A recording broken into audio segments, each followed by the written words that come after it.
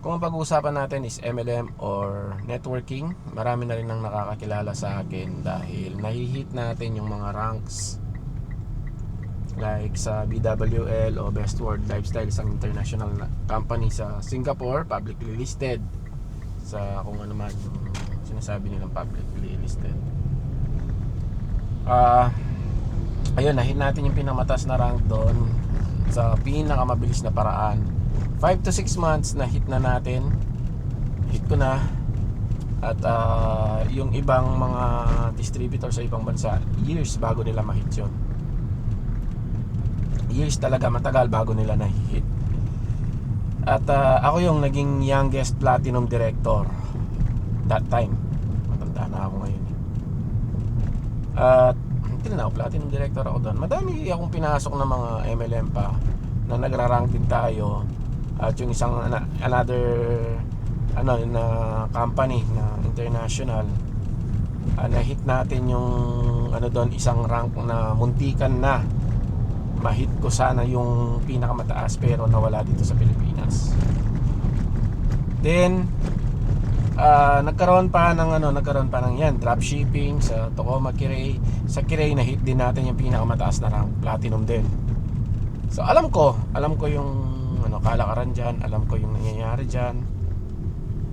Kaya alam ko rin yung mga hype sa mga networking, sa mga kung ano man, direct selling, yung tipong may kwento ka na ako, hindi naman ako ng hype ng totoong nangyari sa akin eh. Yung mga kwento nila na minsan lang sila naging construction worker, tapos since naging successful na sila sa buhay, ay gagawin nila na parang buong buhay nila ay construction worker sila. Dating construction worker, ngayon ay isang mayaman na, yung mga ganon. Tapos may mga dating nagbebenta-benta lang sa kalsada, biglang yumaman dahil sa networking. May mga pinapakita, kumbaga, yung kahit nasa lowest point ka ng buhay mo, pagka ginawa mo yung networking or kung ano man yan, mga forex or kung ano mang mga pwede kang kumita, ay pinapakita lang nila na pwede sa'yo. Hindi mo kailangan ng mataas na education. But again, sinasabi ko sa inyo na education ay may advantage. Yung may mataas na edukasyon ay may advantage pa rin pagdating sa ganyan. Yung nang wala nakakaangat sa mga ganyang platform, yun pa kayang may pinag-aralan. No, yun kasi yung difference lang, kaya yung mga walang-wala ay nakakaangat dahil wala na yung pride nila, patay na yung pride nila. Kaya ginagawa nila yon, pati flyering, inviting, at all cost kailangan akong yumaman dahil dito. While yung mga educated kasi may pride pa yan eh, may pride. Kaya madalas yung will at saka yung why ng mga walang education ay matindi. Yun yung nagiging fuel nila, sabi nga ni Floyd. Yun yung nagiging gasolina nila. Yun na lang, gasolina lang. Yung gasolina nila para umangat ng mabilis. Pero ang pag-uusapan talaga natin is yung mga nang-hype. Ang daming nakikita sa Facebook na kilala natin, kumita sila sa di lang ngayon networking yung pinag-uusapan, pati sa content creation. Pumaldo sila sa content creation. Tapos ang nangyari ay nagkukwento sila na dati lang daw silang ganon. Well, yes, yung iba alam ko na dating nag-construction worker, dating laborer, pero 2 araw lang. Hindi naman yung kukunin mo yung pinaka lowest part ng buhay mo tapos gagawin mong testimony na parang from the lowest part, boom. Parang walang process na nangyari. Along the way din naman kasi.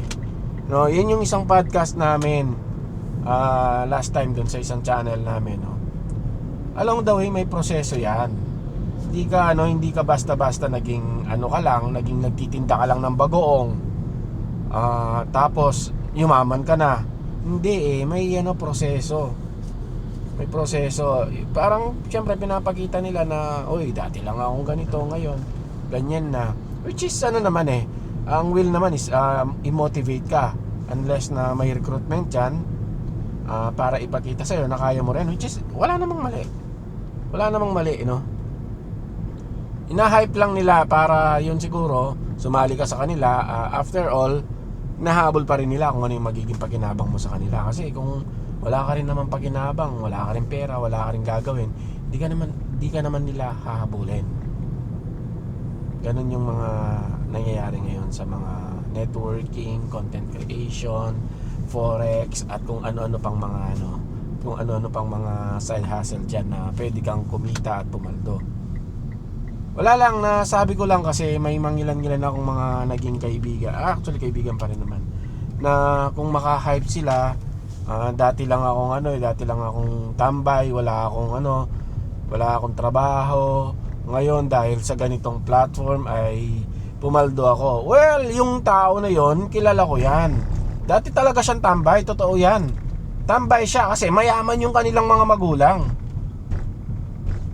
Mayaman sila kaya tambay. Pero hindi tipong tambay siya kasi walang trabaho, mahirap lang. Actually, nakakahiya yun kung kung pagmamalaki mo na dati kang tambay, wala kang trabaho, di ka naghahanap ng trabaho, palamunin ka. Nakakahiya talaga yun. Kung gano'n maraming mga tambay lang naman na wala namang din talagang naghintay lang ng tawag, or yun nga yung nabanggit ng iba na baka naghihintay lang sila ng tawag or nagpapahinga, dating nagtatrabaho tapos pahinga muna, tambay ang tawag doon. So yun, medyo nakakainis lang din kasi yung inaalis nila yung ibang mga kwento. Like, yun, sabi, ako lagi kong kinakwento, nagtitinda ako ng pandesal, pero totoo yun. Hindi lang isang araw yun. Ano yun? From grade 4 to 4th year.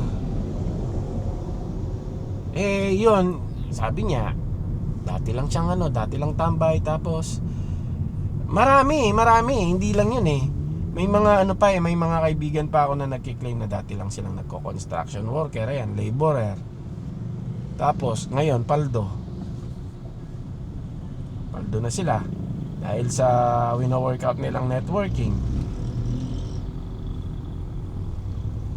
Tapos may kaibigan pa akong yun legit naman yun. Lang yung tricycle driver. Matagal siyang naging tricycle driver. Tapos pumaldo din sa pagte-trade naman, sa pagpo-forex. Yun legit yun. Tricycle driver ako. Dating tricycle driver, pero hindi siya yung tipong may platform para ikwento yung buhay nila. Post lang din. Ipo-post niya parang inaalala niya yung dati niyang buhay. Na ito, dati akong tricycle driver, tapos ito na ngayon ako, nagda-drive ng ganitong sasakyan.